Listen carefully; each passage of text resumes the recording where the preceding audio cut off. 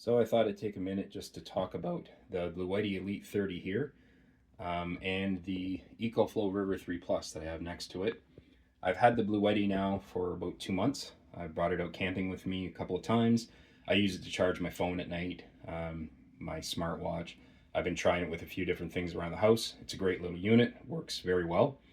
But if you're comparing it to the Ecoflow River 3 Plus here, it does come up short.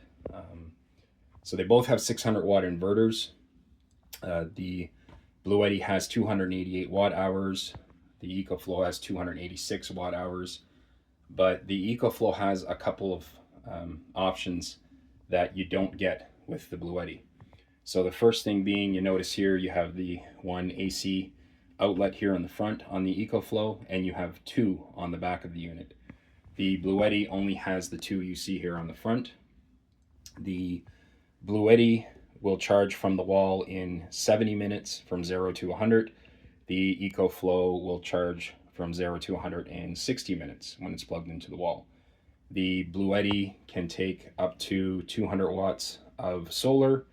The Ecoflow will take, the Ecoflow ports on the back, it will take 220 watts of solar. Then on top of that, you also get the light that's built into the Ecoflow, which might not seem like a big deal, but when the power's out and you're moving this unit from room to room, or you just want to plug something in, this light allows you to see what you're plugging into and gives you a way to see where you're going when you're moving it around without needing to carry, say, a flashlight with you. The other thing that the Ecoflow can do is it's expandable. So this is the EB300. This is one of the batteries that you can use to expand the capacity of this. It works really simple. I'll show you. You just pick the unit up, you lock it on the front, and sit it down. You can hear it click, and now it's connected. There's no extra wires. There's nothing else you have to carry around with you, and it will recalculate on the screen based on the battery here to give you an overall percentage. And the battery, the expansion battery, has 140 watt type C. That's good for charging and discharging. So you can charge this extra battery on its own, and you can use it on its own without the head unit.